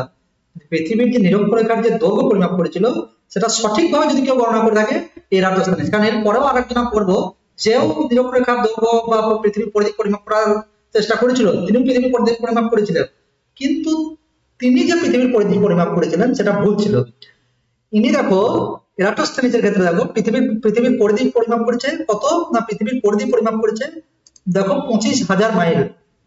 25,000 মাইল ইনি পৃথিবীর, সেই সময় ধরো সেই সময় অত উন্নত প্রযুক্তি নাই, কিছু নেই, তা সত্ত্বেও তিনি এক জায়গায় দাঁড়িয়ে থেকে বলে দিল যে পৃথিবীর পরিধি হচ্ছে 25,000 মাইল। আজ থেকে কত বছর আগে?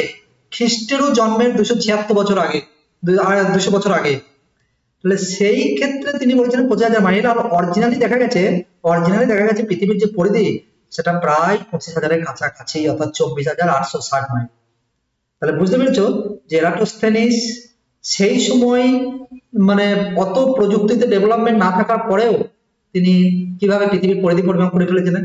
হ্যাঁ, তিনি যদিও নমন নামক একজন নামক ব্যাবিলনীয় যন্ত্র ব্যবহার করেছিল এই নিরক্ষরেখার দৈর্ঘ্য পরিমাপ করার জন্য, বাট তিনি কিন্তু সেই যন্ত্র অতটা টেকনোলজিতে উন্নত না, কিন্তু সে তার ফলেও তিনি পৃথিবীর একদম একটা সঠিক পরিধি পরিমাপ করেছিলেন। এই জন্য এখানে কোশ্চেন চলে আসে যে কে প্রথম পৃথিবীর সঠিক পরিধি পরিমাপ করেছিল। পৃথিবীর সঠিক পরিধি প্রথম পরিমাপ করেছিল যে এরাটোস্থেনিস। আবার এটাও বলে যে কে পৃথিবীর পরিধি 25,000 মাইল পরিমাপ করেছিল। তাহলে 25,000 মাইল পরিমাপ করেছিল কে? এরাটোস্থেনিস। নেক্সট কোশ্চেন দেখো। নেক্সট হচ্ছে পৃথিবীর পূর্ব পশ্চিমের বিস্তার উত্তর দক্ষিণের চেয়ে বেশি হয়। এবং ইনি এটাও বলেছিলেন যে গোটা যে আমাদের যে পৃথিবীটা রয়েছে, পৃথিবীটা আমাদের যখন পৃথিবীর মানচিত্রটা দেখো, মানচিত্র যদি আসে এই মানচিত্রে যে পূর্ব পশ্চিমের যে দৈর্ঘ্য, এই পূর্ব পশ্চিমের দৈর্ঘ্যটা এই উত্তর দক্ষিণের দৈর্ঘ্য থেকে বেশি। এই উত্তর দক্ষিণের দৈর্ঘ্য থেকে এই পূর্ব পশ্চিমটা দেখো মানচিত্রে বেশি। আর এটাই তিনি লিখেছেন পৃথিবীর পূর্ব পশ্চিমের বিস্তার উত্তর দক্ষিণের চেয়ে বেশি, এটাও তিনি বলেছেন। আর কি বলেছেন?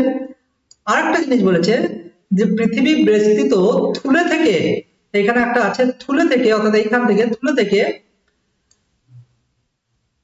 তপ্রবানে, অর্থাৎ শ্রীলঙ্কা পর্যন্ত, তপ্রবানে পর্যন্ত এটা হচ্ছে বিস্তৃত ছিল পৃথিবীর মানচিত্র। তপ্রবানেটা কি?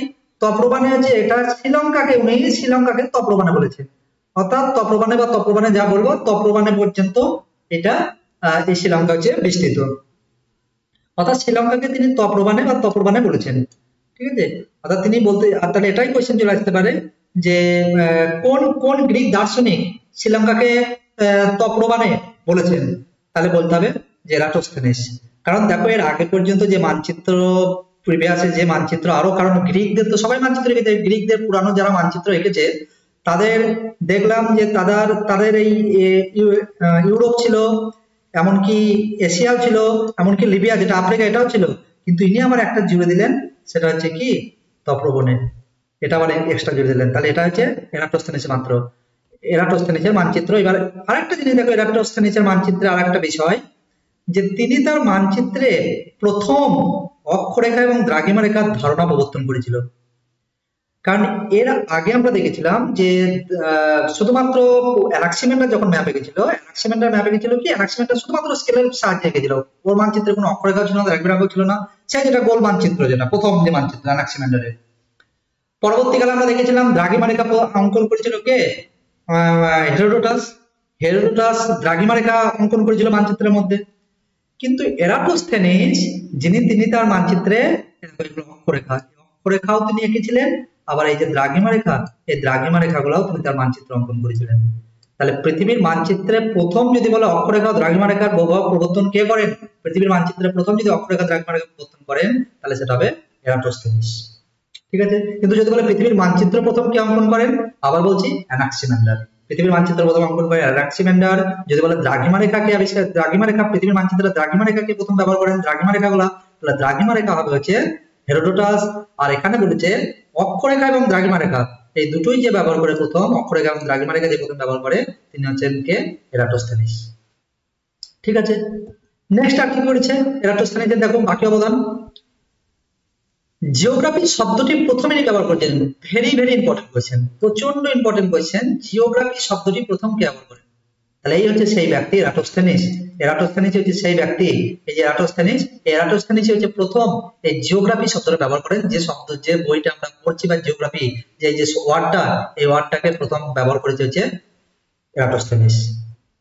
এই এরাটোস্থেনিসকে যেহেতু আবার অনেকে এখানে বলে রাখি, এরাটোস্থেনিস যেহেতু জিওগ্রাফি শব্দটি ব্যবহার করেছিলেন, তাই অনেকে আবার একে ভূগোলের জনক হিসেবে মানে, অনেকে আবার একে ভূগোলের জনক বলে।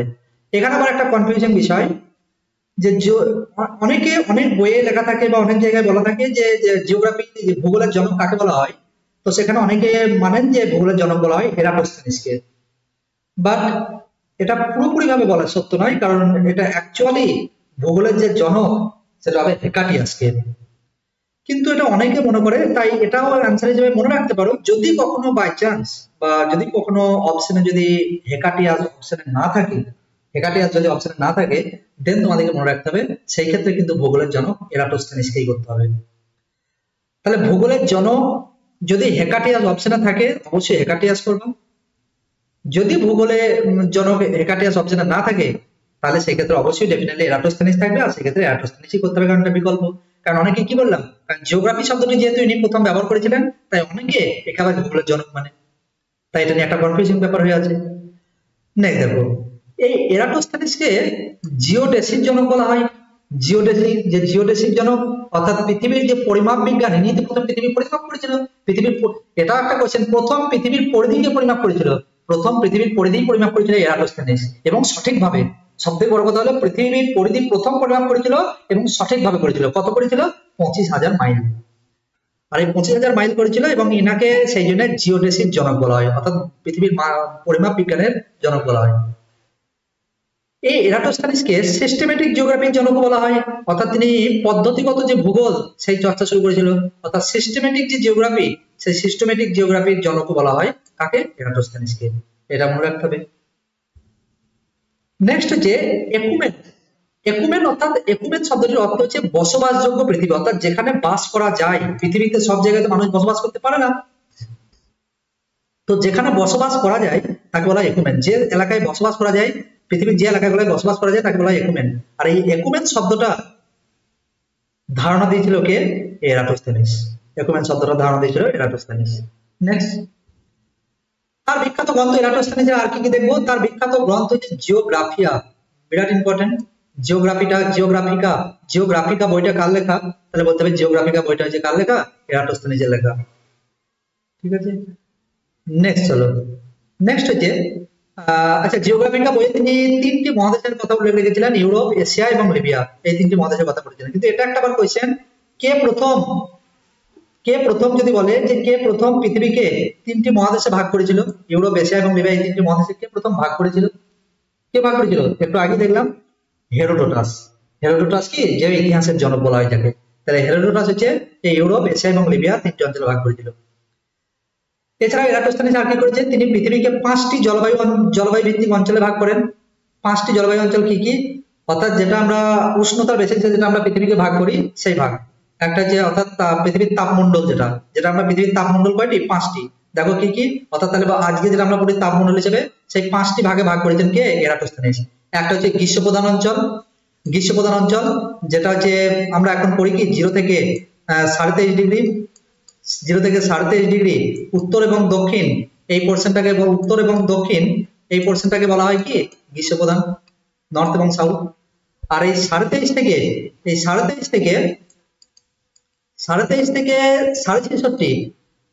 থেকে 63 উত্তর এবং দক্ষিণ, এই যে পোর্শনটা, এই পোর্শনটাকে বলা হয় নাতিশীতোষ্ণ অঞ্চল।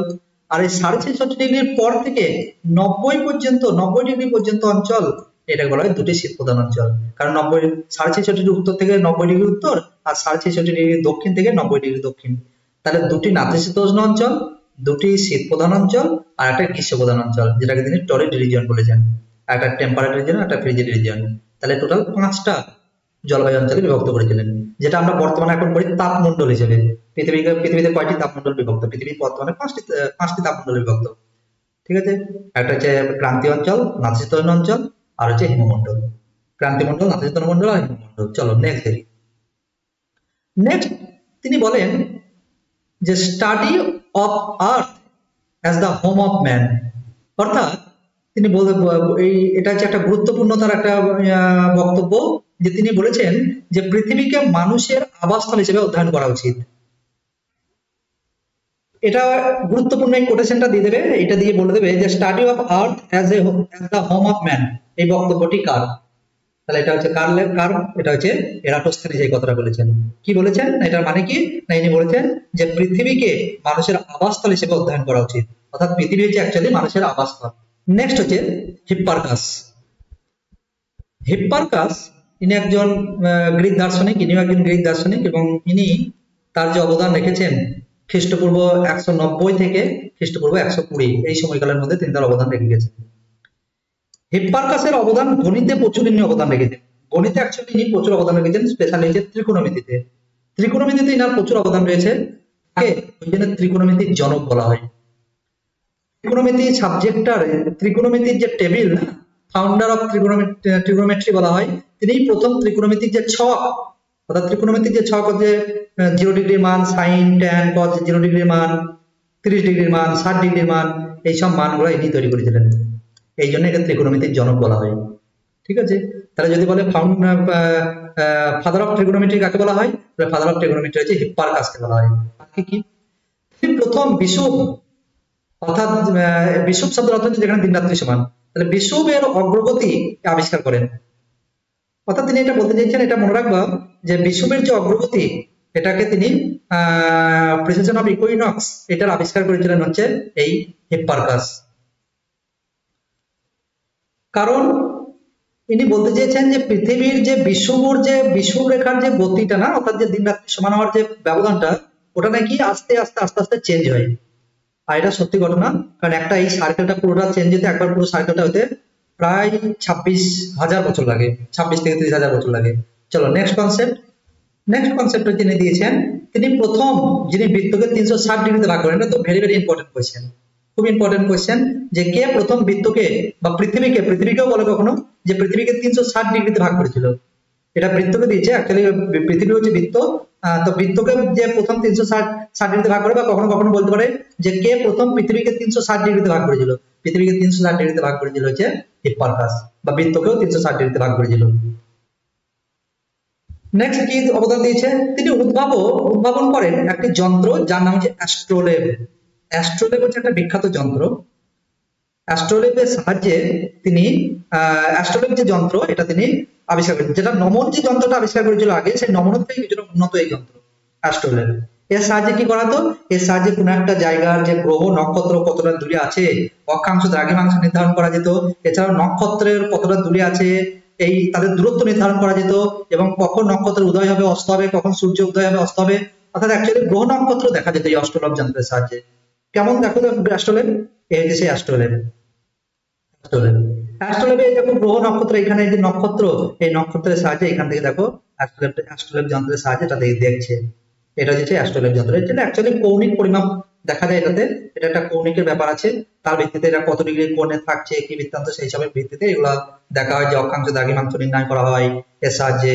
এমনকি নক্ষত্র কখন উদয় হবে কখন অস্ত হবে সেই সম্পর্কিত বিষয় এই অ্যাস্ট্রোলেব যন্ত্রের সাহায্যে দেখা যেত। নেক্সট এবং লাস্ট হচ্ছে পসিডোনিয়াস। 135 খ্রিস্টপূর্ব থেকে ইনার শুরু হয়েছে, এবং 51 খ্রিস্টপূর্ব পর্যন্ত ইনি তার অবদান রেখে গেছেন গ্রিক দার্শনিক হিসেবে। পসিডোনিয়াসের কিছু গুরুত্বপূর্ণ অবদান রয়েছে। দেখো, পসিডোনিয়াস একটি গ্রন্থ লিখেছেন যার নাম হচ্ছে দাউসিয়ান। এটা হচ্ছে পসিডোনিয়াসের লেখা বই। পসিডোনিয়াস দুটি গুরুত্বপূর্ণ মত দেন। পসিডোনিয়াস যে মতগুলো দিয়েছিল, দুটি গুরুত্বপূর্ণ মত দিয়েছিল, তার মধ্যে একটি ভুল ছিল আর একটি সঠিক ছিল। একটি ভুল তথ্য ছিল, একটা সঠিক ছিল। দেখো কি মত দিয়েছিল, আগে ভুল তথ্যটা দেখি কি ভুল ছিল। তিনি যে ভুল মতামত দিয়েছিল তার মধ্যে একটা হলো যে তিনি পৃথিবীর পরিধিকে 18,000 মাইল বলে উল্লেখ করেন। একটু আগে তোমাদের বললাম যে আরেকজন আসবে যে পৃথিবীর পরিধি পরিমাপ করেছিল, তাহলে এর আগে প্রথম পৃথিবীর পরিধি পরিমাপ করেছিল, প্রথম পৃথিবীর পরিধি পরিমাপ করেছিল যে এরাটোস্থেনিস। কিন্তু এরাটোস্থেনিসের পরেও আমাদের আরেকজন পৃথিবীর পরিধি পরিমাপ করেছিল, তার নাম হচ্ছে পসিডোনিয়াস। কিন্তু এই যে পসিডোনিয়াস যে পৃথিবীর পরিধি পরিমাপটা করেছে, এটার মান কত? 18,000 মাইল। কিন্তু এটা তো পুরোপুরি সঠিক নয়, পুরোপুরি তো এটা সঠিক নয়। অ্যাকচুয়ালি এটার মান কত? 24,896 মাইল। তাহলে আর এরাটোস্থানিস কত বলেছিল? এরাটোস্থানিস বলেছিল যে 25,000 মাইল, 25,000 মাইল। তাহলে এই যে 25,000 মাইল আর এখানে যেটা অরিজিনাল যে মান তার থেকে এটা অনেকটা কম দিয়েছে মান। আর তার জন্য এই মানটাকে অতটা সঠিকভাবে ধরা হয় না, যেটা হচ্ছে পুরোপুরি একটা ভুল। অ্যাকচুয়ালি মান কত? 24,860 মাইল। 24,860 মাইল এটা হচ্ছে অ্যাকচুয়ালি পৃথিবীর পরিধি। নেক্সট চলো। নেক্সট হচ্ছে তার মতে যদি ইউরোপ থেকে পশ্চিম দিকে আটলান্টিক মহাসাগরে পেরিয়ে যাওয়া হয় তাহলে প্রায় 7,000 মাইল পরে ভারতের পূর্ব উপকূলে পৌঁছানো যাবে। এটা একটা তার ভুল মতামতের মধ্যেই পড়তো। কি বলছে? পসিডোনিয়াস প্রথম কি বলেছিল? তো পসিডোনিয়াস বলেছিল যে যদি আমাদের যদি পৃথিবীর মানচিত্রটা দেখি, এটা ধরো ইউরোপ, এই আফ্রিকা, এই ধরো আফ্রিকা আছে, এইখানে আছে পর্তুগিজ যে দেশটা আছে, গ্রিক, যে এখানে ইউরোপিয়ান কান্ট্রি গুলো আছে। তা বলেছিল এইখান থেকে যদি আমরা সোজা এই পথে যাই, না 7,000 মাইল যদি এইদিকে আমরা সমুদ্র পার করতে পারি, তাহলে নাকি বলেছিল যে এইখানে একটা যে দ্বীপ পাবো সেই দ্বীপটা নাকি ভারত। এইখানে যে দ্বীপটা পাবো সেটা নাকি বলেছিল ভারত পাবো। এটা তো ভুল। আর জানো তো এই পসিডোনিয়াসের এই বক্তব্য শুনেই পরবর্তীকালে খ্রিস্টোফার কলম্বাস এই পসিডোনিয়াসের এই কথা শুনেই খ্রিস্টোফার কলম্বাস এই ভারত খোঁজার নাম করে এইদিকে বেরিয়ে গিয়েছিল এই পথে। আর সোজা আসার পরে কি আবিষ্কার করেছিল? আমেরিকা আবিষ্কার করে ফেলেছিল, যেটা পশ্চিম ভারতীয় দ্বীপপুঞ্জ বলা হয়। পশ্চিম ভারতীয় দ্বীপপুঞ্জ বা ওয়েস্ট ইন্ডিজ যে দেশটা, অর্থাৎ আমেরিকাতে যখন এইদিকে এসেছিল খ্রিস্টোফার কলম্বাস, যখন এইদিকে এসেছিল পসিডোনিয়াসের এই বক্তব্য শুনে তখন মনে করেছিল এদিকে হয়তো ইন্ডিয়ান আছে। তো ইন্ডিয়া খোঁজার জন্য যখন এসেছিল তখন এসে দেখছে একটা ল্যান্ড পেয়েছিল, যে ল্যান্ডটা পেয়েছিল ওটাকে উনি প্রথমে ভারত বলে ভুল করেছিল খ্রিস্টোফার কলম্বাস। ঠিক আছে না? পরবর্তীকালে তো আবার আমেরিকা ভেসপুচি ওটাকে আবার গিয়ে পুরোপুরি দেখেন যে না, ওটা তো ভারত নয়, ওটা হচ্ছে আলাদা একটা বিশাল মহাদ্বীপ, যেটা হচ্ছে আমেরিকার নতুন নিউ মহাদ্বীপ বলে নাম দিয়েছিল, যেটা হচ্ছে আমেরিকার নাম দিয়েছিল, আমেরিকা ভেসপুচি। ঠিক আছে, কিন্তু খ্রিস্টোফার কলম্বাস তাহলে দেখো এই পসিডোনিয়াসের কথা, পসিডোনিয়াস কি বলেছিল যে ইউরোপ থেকে পশ্চিম দিকে যদি আমাদের যাওয়া যায় 7,000 মাইল দূরে যাওয়ার পরে নাকি এটা ভারতের উপকূলে পৌঁছাবে। কিন্তু অ্যাকচুয়ালি এটা ভুল ছিল। এটা হচ্ছে যেখানে এটা আছে, এটা যেখানে কি আছে, আমেরিকা আছে। আর ভারত তো বরঞ্চ ভারত তো এইদিকে এসেছিল, ভারত তো এইদিকে আছে, তাই না? ভারত তো এইদিকে আছে, যেখানে ভাস্কো ডা গামা এসেছিল ভারতে, যেটা আফ্রিকা পার করে এই দিক দিয়ে এসেছিল। নেক্সট চলো। নেক্সট দেখি পসিডোনিয়াসের যেটা সঠিক মতামত কি ছিল। এবার এই দুটো তো দেখলাম ভুল মতামত, এবার পসিডোনিয়াসের সঠিক মতামত কি ছিল? অ্যারিস্টটল বলেছিলেন বিষুবরেখা মানে যেটা নিরক্ষরেখায় এত গরম যে সেখানে মানুষ বাস করতে পারে না। যেটা আমরা অ্যারিস্টটল বলেছিল যে বিষুবরেখা হচ্ছে প্রচন্ড গরম, আর একটা বলেছিল যে মেরু অঞ্চল, এখানে দুটোই মানুষের বসবাসের অনুপযোগী, অ্যারিস্টটল বলেছিল। আর পসিডোনিয়াস কি বলছে? পসিডোনিয়াস বলছে অ্যারিস্টটল কি বলেছিল যে বিষুবরেখাতে এত বেশি গরম, ওখানে এত বেশি গরম যে ওখানে মানুষ বসবাস করতে পারে না, ওখানে মানুষ বসবাসের উপযোগী নয়। কিন্তু পসিডোনিয়াস বলেন সর্বোচ্চ তাপমাত্রা বিষুবরেখায় নয়, বরং 23 ডিগ্রি অক্ষাংশ হচ্ছে সর্বোচ্চ তাপমাত্রা। এটা একদম সঠিক। নিরক্ষরেখা থেকে যেটা আমাদের 23.5 ডিগ্রি যে অক্ষরেখা, অর্থাৎ কর্কটক্রান্তি মকরক্রান্তি, এইখানে উষ্ণতা অনেক বেশি হয়। কেন জানো? কেন? এইখানে সূর্য দীর্ঘদিন ধরে দীর্ঘদিন থাকে, তারপর তো এদিকে আবার চলে যায়, আবার এখানে থাকে, আবার এখানে চলে যায়, অর্থাৎ সূর্যের যে উত্তরায়ণ দক্ষিণায়ন হয়। আর দুই কিনারায়, অর্থাৎ এইখানে আর এইখানে দুই কিনারা, অর্থাৎ 23 ডিগ্রি অক্ষাংশে সূর্য যেখানে দীর্ঘ সময় ধরে অবস্থান করে, তাই বিষুবরেখার মানুষ, তাই বলা যায় তাহলে তো অ্যাকচুয়ালি উষ্ণতা বেশি এইখানে হয়ে গেল, 23 ডিগ্রি অক্ষাংশের কাছাকাছি উষ্ণতা বেশি হয়ে গেল। তাই বিষুবরেখায় মানুষ বাস করতে পারে এবং বাস্তবেও তাই দেখা যায়। অতএব অ্যারিস্টটল যেটা বলেছিল যে বিষুবরেখায় কোনো মানুষ থাকে না, এটা ভুল। কিন্তু বর্তমানে তো বিষুবরেখায় মানুষ থাকে। আর এইটাই তো পসিডোনিয়াস বলেছে। পসিডোনিয়াস কি বলছে? পসিডোনিয়াস বলছে যে না, এটা অ্যারিস্টটল যেটা বলেছিল এটা ভুল, বরঞ্চ বিষুবরেখাতেই মানুষ থাকে। আর এর থেকেও যেখানে উষ্ণতা বেশি, এর থেকে উষ্ণতা বেশি কোথায়? 23 ডিগ্রি অক্ষাংশে। তা 23 ডিগ্রি অক্ষাংশে যদি মানুষ থাকতে পারে, 23 ডিগ্রি অক্ষাংশে যদি মানুষ থাকতে পারে, তাহলে অবশ্যই এখানেও মানুষ থাকবে। তাই বলছে, তাই বিষুবরেখায় মানুষ দেখতে পাওয়া যায় এবং বাস্তবেও তা দেখা যায়। এই হচ্ছে আমাদের গ্রিক ভৌগোলিকদের অবদান। গ্রিক ভৌগোলিকদের অবদান শেষ হলো। যদি তোমাদের ভিডিওটা ভালো লেগে থাকে এবং যারা গ্রাজুয়েশনের 6 সেমিস্টারের ছাত্র, তাদের তো অবশ্যই এটা অনেক উপকারী একটা। আর যাদের এই ভিডিওটা যদি ভালো লেগে থাকে, তাহলে অবশ্যই লাইক, কমেন্ট এবং শেয়ার করে দেবে, কারণ তোমার ওই একটা লাইক বা একটা শেয়ার আমাকে আরো প্রেরণা যোগাবে নেক্সট ভিডিও বানানোর জন্য।